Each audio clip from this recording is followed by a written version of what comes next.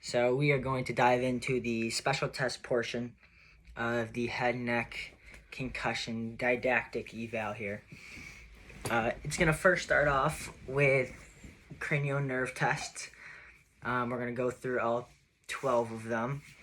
So cranial nerve 1 is the olfactory.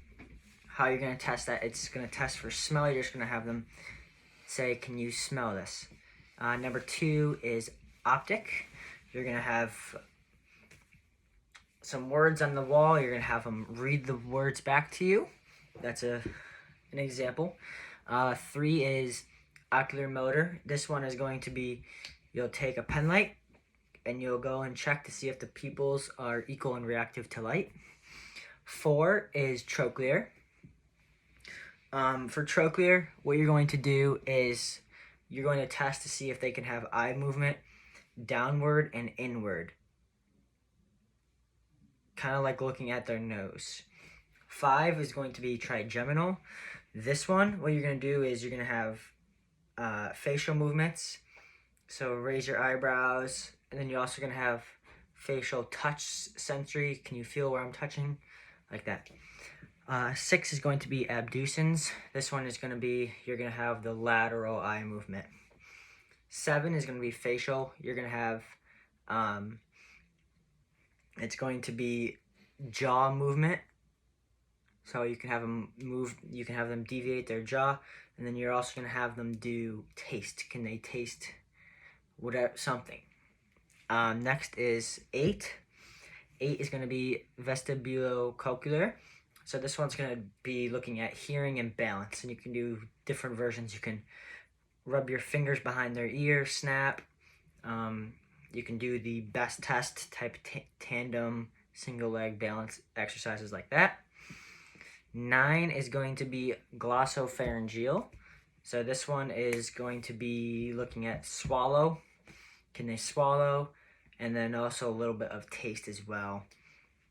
10 is going to be vagus nerve. This one is going to be as well, can they swallow? And also it kind of looks at normal body functions, I guess I could say. 11 is going to be spinal accessory. This one is going to be, can they shrug their shoulders? And then 12 is hypoglossa. That one is going to be, can they stick their tongue out? Next, we're going to move into special tests. So if I pull this up. So the tongue blade test, this one, you're going to have them put a popsicle stick in their mouth or something, and then kind of move it around as they're biting down and seeing, do they have a firm bite? A positive would be an unfirm bite, and it would test for a mandibular fracture. We have evaluation of the maxilla. So that's what you're going to do is you're going to stick your hand in their teeth like this and kind of move it back and forth and see, does the nose move at all? And if you have movement of the maxilla without the nose, it could be a positive for a Lafort fracture of the maxilla. The TMJ, range of motion. So that's what you're going to have them ask them to do is, can you put 2 knuckles in their mouth? If they can, that's good. But if they can't, that'd be a positive, and they would have what you'd call hypomobility of the TMJ joint. If you can put in like 3 or 4, that would be hypermobility of the TMJ joint. We have the halo sign. So this one's going to look for cerebrospinal fluid leakage, for possible skull fracture. You're just going to get some gauze, put it into the ear. If it comes out and you have that yellow ring, that'd be a positive. Snellen eye chart. This one, what you're going to do is just go through the Snellen eye chart, have them stand 20 feet, have them read the line. If they get it wrong, you move up till they get it. 20/20 vision is going to be metropia, which is perfect. farsightedness is going to be hypermetropia, and nearsightedness is going to be myopia. We have the 6 cardinal planes. So this one is essentially the H test. So I'm going to have him follow my hand as I make an H, keeping his head still, his eyes, just moving his eyes. What you're looking for with that one is, do they have any nystagmus? Are they like jerking? Is there any asymmetry? That could result in eye motility problems. We have the confrontation test. So this one, what I'm going to do is I'm going to have it look at him. We're going to both cover an eye. I'm going to bring this eye up farthest, and I'm going to have him tell me when he can first see me move my finger with his peripheral vision. And if it's very delayed compared to mine, so I don't know if the camera saw it, but I did this, and then I would move it here. And if his is much further delayed than mine, that'd be a positive. He could have a possible blowout fracture. That's kind of messing up, or possible optic nerve disruption. So the pen light perla, this one, I would take the pen light, kind of like the cranial nerve test for ocular motor. I would go and I would see, do they constrict when the light goes or not? Positive would be if it dilates or nothing else happens, no reaction. And that would be optic nerve, possible ocular motor nerve, midbrain damage, stuff like that. We have the accommodation test next. So this one, you need to be somewhere where you can have farsightedness. I'm gonna tell my patient to look at something far, super far. So I'll have him look at the wall, and then I'll look at his pupils, and then I'll have him say, "Look at my thumb now." And you're looking for, do they have parallel pupils when they go in? And is it asymmetrical? If not, there'd be a lack of neurocoordination and some cranial nerve disruptions. So next we have the fluorescent dye test. So for this one's going to be looking for a corneal abrasion. What you're going to do is just put a drop of fluorescent into the eye, and a positive would be it would all conjugate at the abrasion. The whisper test, or the ticking watch test, is I will close his ear, and then I'll like whisper a question like, "Can you hear me?" Yeah, I can hear you. And if he cannot hear me, or he can't answer the question, that would be a positive test. Could be due to earwax, ear infection, or you could have a ruptured tympanic membrane. We have the Rene test. So this one is more complicated. I would need a tuning fork. What I would do is I would hit the tuning fork, and I would put it on his mastoid process, and I would wait till he says, "I can't hear it anymore." And then I would hit it again. I'd put it right outside of his ear, and I'd wait and tell him to tell me when he can't hear it anymore again, as the first one. And a positive test would be if it takes him double the amount of time for the one above the ear for the sound to get away, opposed to the one against the mastoid bone. And that would be a positive. It would be looking at like hearing loss. We have the rhomboid test. So what this one is it's going to be testing for possible balance loss, and it could be due to cerebral dysfunction. And what you're looking for is if they have any super like gross unsteadiness for that. The past pointing test, this one is going to be looking at can the clinician, can the patient touch the clinician's fingers? So I'd be going right up to him, and I would have him put his arms up, and I would have him try and touch my fingers, and if he's like way off, it would be a positive test. And so for that one, it would be looking at some type of vestibular disease, dysfunction. Next, we have the corneal reflex. So this one, what I would do is I would get a Q-tip and I would touch his eye, and a normal reaction would be blinking in both. But if he happens to have no reflex at all, it would be looking at a trigeminal dysfunction. Heel to knee test.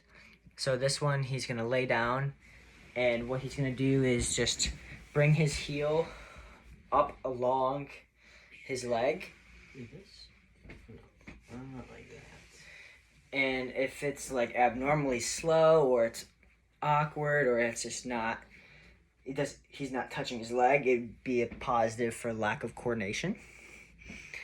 We now have the Sperling's test.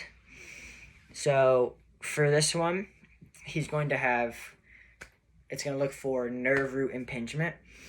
And what he's going to do is I'm going to see if he has radiating pain down his his one non-affected side. This one's a little different from the next one. The next one is Jackson's compression test, so I'm going to do both at the same time. This one is also nerve root impingement. It's also looking at the pain radiating down into the arm. And then the upper limb tension test is another one. Let's just do these two first. So the Sperling's test, and then the Jackson's compression test. So actually sit up.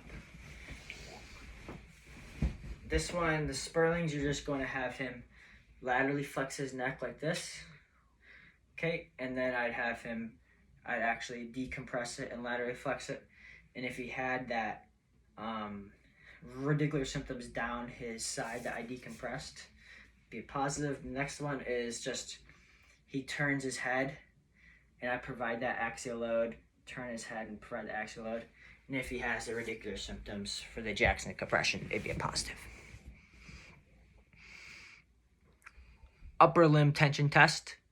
Is that one next? Yeah. So this one, I'll have my patient lie down on the bed. And this one's going to look to see if he has any radicular symptoms. I'm going to kind of abduct his arm. And what I'm going to do is I'm going to extend the wrist. And I'm going to extend the elbow. And see, does he have any radicular symptoms coming down through this motion here? Stretching those radial, median, and ulnar nerves. And you'll experience it when you flex the elbow, you're looking at like the ulnar nerve, but when you're extending it, you're looking at the radial and median nerve. The brachial plexus tension test. So this one I'm going to have you, so this one you're going to short sit. No, that was fun, yeah. Okay. And for this one, he's going to look at the radicular symptoms after he has elbow flexion above the head. So this one, he's going to actively bring his arms up to where he feels symptoms. I'm going to take him and kind of externally rotate him. So he's up here. I'm going to externally rotate him and then flex his elbow to his head. And if when he flexes his elbows, he has positives, he has the symptoms comes back, it'll be a positive for the ulnar nerve root tension. We have the brachial plexus traction test. This one, positive, is going to be radiating pain. It's going to look at tension of the brachial plexus. What he's going to do is really simple. I'm going to apply a decompression force to the shoulder as I laterally flex his head the other way. And if he's got symptoms coming down this side, it would be stretching, tension of that brachial plexus. If he's got symptoms on the flex side, it could be compression of those cervical nerve roots. Next we have shoulder abduction test. This one, the patient's just gonna put the hand on his head, and if that relieves symptoms, it could be a positive for a herniated disc or any nerve root compressions. The vertebral artery test. So this one, the patient is going to lie down. Put your head up here for this one. And for this one, you're going to, I would be positioned over here, but you kind of, I'll flip over. What you're going to do is extend and flex the neck like that, and then laterally rotate it and hold it for 30 seconds. So up, boop, boop. And a positive for this one is if they have any dizziness, nausea, confusion, it could possibly mean that you're occluding those cervical arteries. Mobility of the first rib. This one, I'm going to have him take in a deep breath and take out, and you're going to feel into that first rib. So breathe in and then breathe out. You're going to feel into that first rib and see asymmetrically if there's any asymmetry. And then the distraction test is simply you're just going to take his head and distract it from the spinal cord, and if pain diminishes with distraction, it could be a positive for nerve root impingement. And then we're gonna do the dermatones. So the dermatones, we got going from C1 to T1 and the myotomes. So you test these, compare bilaterally. You go sharp, you'll go dull, then to sharp. And yeah, so the myotomes, C1 to C2 is going to be neck flexion. You're going to look at the sternocleidomastoid muscle for that. C3 is going to be lateral flexion. You're going to have the scalenes involved there. C4 is going to be shoulder elevation, the traps. C5, abduction, deltoids. C6 is going to be, elbow flexion, wrist extension, biceps. C7 is the opposite, triceps. C8 is going to be thumb extension, palcus longus. And then T1 is going to be finger abduction, the finger intrinsics. You have the bicep reflex right here, the brachioradialis reflex right up in here, triceps reflex. Babinski's is on the bottom of the foot, Oppenheim's and Chaddock's. Oppenheim's is going along the leg. Chetix is on the lateral portion of the foot. Those were upper motor neuron lesions.